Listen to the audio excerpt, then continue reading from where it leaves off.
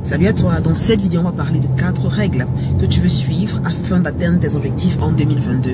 Ce sont des règles qui sont capitales pour quelqu'un qui se lance ou que ce soit dans l'entrepreneuriat, que tu sois entrepreneur, investisseur ou même salarié. Ce sont des règles qui te permettront, si tu es ambitieux justement et que tu as des rêves, des projets que tu veux réaliser, ce sont des règles qui te permettront non seulement de les atteindre mais également de traquer tes progrès afin de savoir si tu avances vers l'école que tu t'es fixé ou pas. Beaucoup de personnes sont au début d'une nouvelle année, beaucoup de personnes c'est la saison de prise de résolution, on fait une liste des objectifs qu'on va atteindre, on se dit voilà ce que je vais atteindre d'ici la fin 2022 et la plupart du temps on arrive à la fin de l'année, on se rend compte que très peu de personnes au final sont celles-là qui ont réussi à se tenir à leur résolution et atteindre leurs objectifs initiaux. Alors pourquoi ce mismatch là entre ceux qui veulent en début d'année atteindre l'objectif et ceux qui ne réussissent pas à la fin à y arriver? Les règles que je vais partager avec toi aujourd'hui t'aideront justement à suivre le progrès de tes objectifs et t'assurer justement que tu es la bonne voie qu'il s'agit d'atteindre l'objectif que tu t'es fixé. Donc ce sont 4 règles que je considère comme étant cardinales et qui m'ont justement permis à moi au fil des années de passer avec quelqu'un qui avait des objectifs et qui n'arrivait jamais à les atteindre à quelqu'un qui aujourd'hui a même d'atteindre l'objectif que je me fixe de façon beaucoup plus simple. C'est également des règles qui m'ont permis aussi de lancer des business qui fonctionnent pratiquement de façon automatisée, qui me permettent de générer des revenus passifs. Donc si tu es également quelqu'un qui a comme ambition de générer des revenus passifs ou d'atteindre la liberté financière justement à travers des investissements, ces règles t'aideront grandement à y arriver.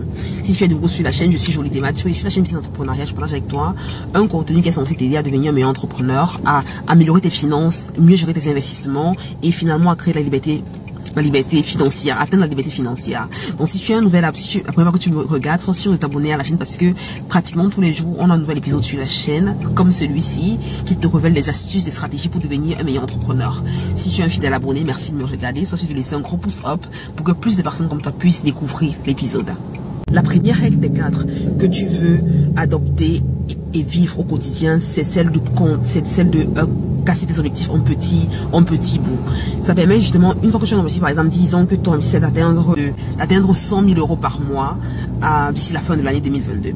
D'accord? Ça, c'est l'objectif que tu t'es fixé. Ça peut être 10 000 euros par mois en fonction de ce que tu as comme objectif ou peut-être de lancer ton business. D'accord?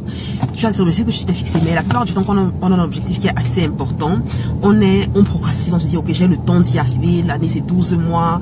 J'ai 362 jours pour y arriver. On se laisse justement distraire. Parce qu'on se dit justement qu'on a du temps.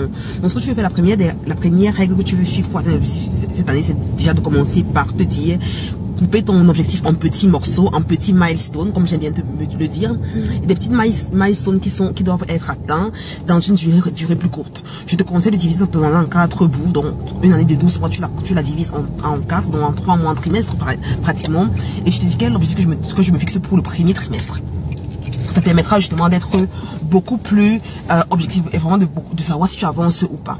Beaucoup de personnes qui ont un objectif, qui se disent ok, j'ai le temps pour y arriver, j'ai pas besoin de stratégie, j'ai tout donné pour y arriver, mais non, tu veux vraiment être beaucoup plus proactif et te dire ok, voilà l'objectif que j'ai visé, quelles sont les actions que j'ai besoin de prendre aujourd'hui pour que au bout de la semaine ce soit atteint, au bout du mois soit atteint, au bout du trimestre, je peux me retourner, me dire ok, voilà l'objectif que je m'étais fixé et voilà où j'en suis.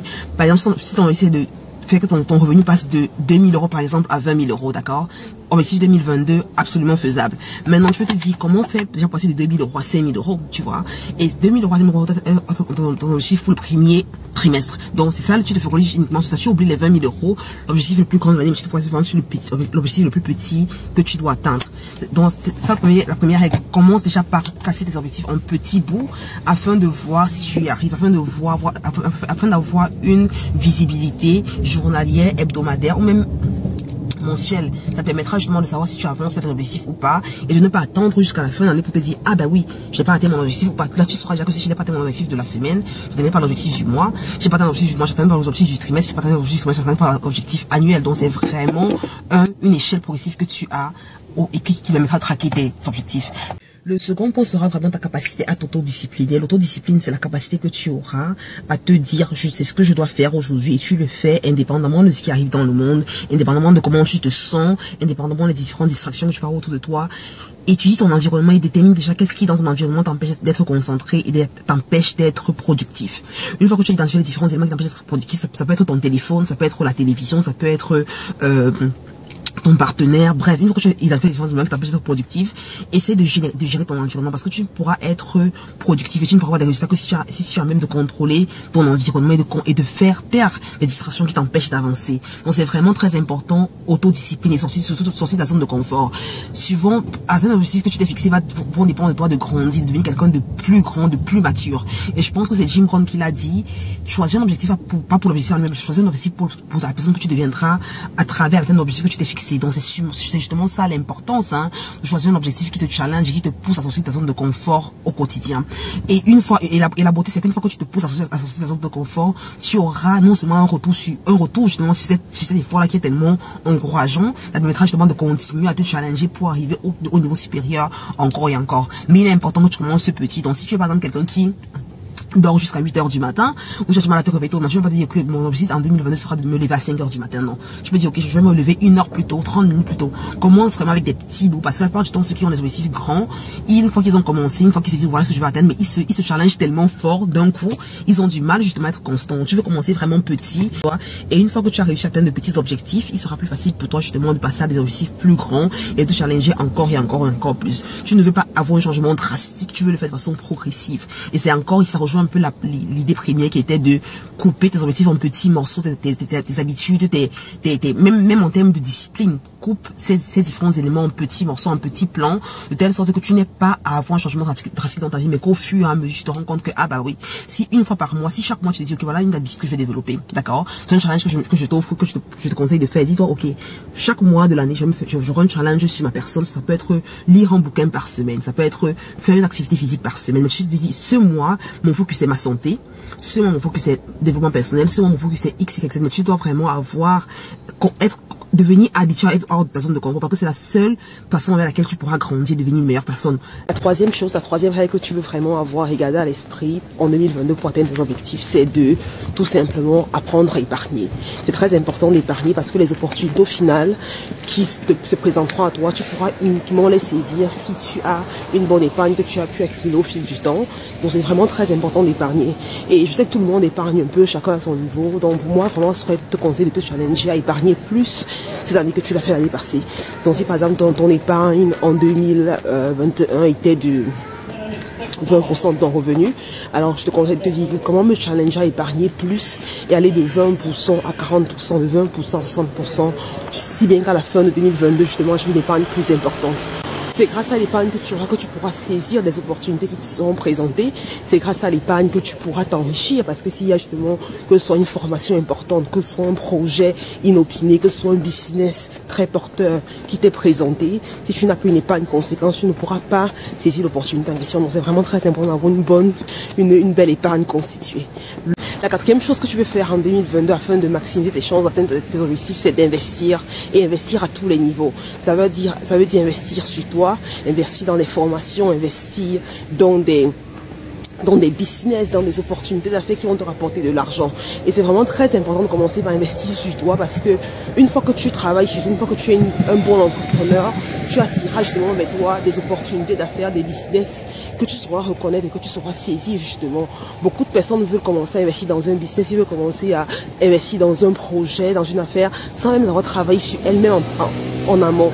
Sache que le succès, la liberté financière, l'argent, ce sont des choses que tu attires par la personne que tu es devenue.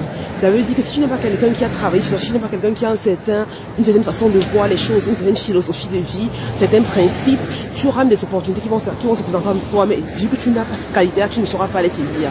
Donc il est très important, parallèlement à travailler sur ton business, parallèlement à travailler sur tes projets et tout, travaille également sur toi, investir à travailler des formations, des séminaires, des workshops, des livres, des bouquins, tout ce qui te permettra de devenir une meilleure personne, une meilleure version de toi. Je te conseille fortement d'investir dans ces différents éléments-là.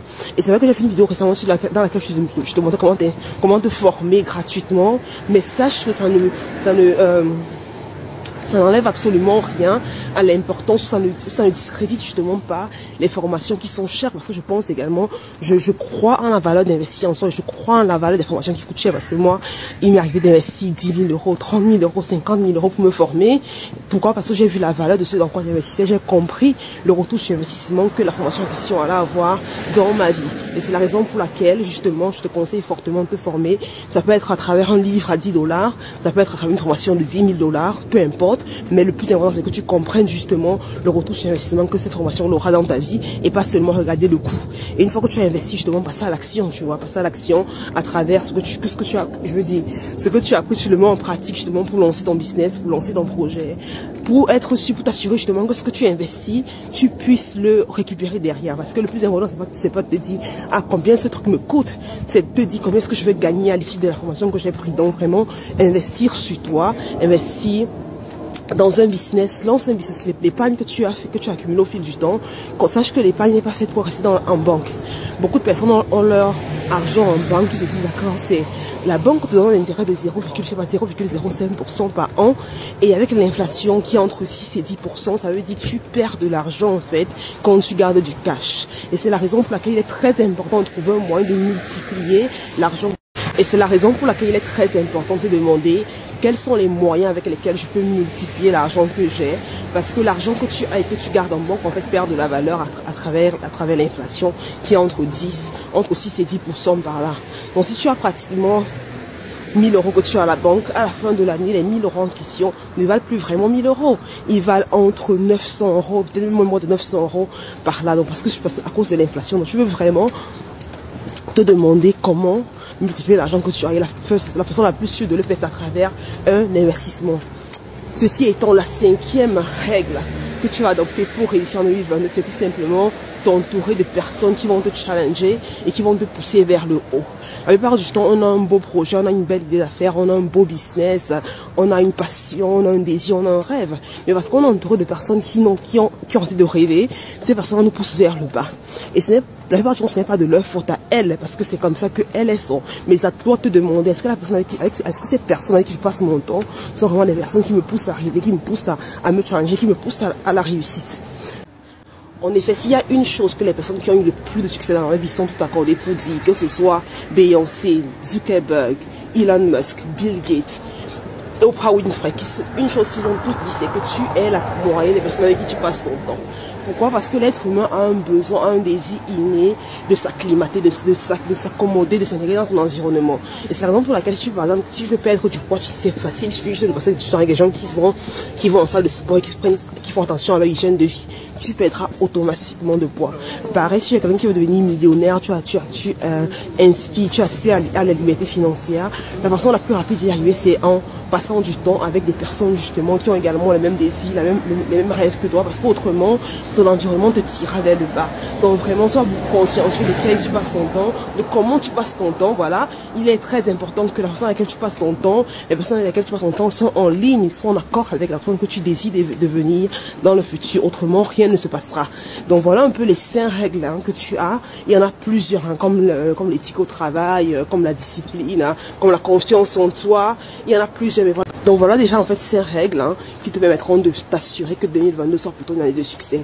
Je pense vraiment que c'est 5 règles que beaucoup de personnes, on les connaît subconsciemment, mais forcément souvent de jour en jour on a du mal à les appliquer parce que tout simplement c'est plus facile de les ignorer que de les appliquer. J'espère que tu feras partie de ceux-là qui les appliquera et que 2022 sera vraiment une année magnifique.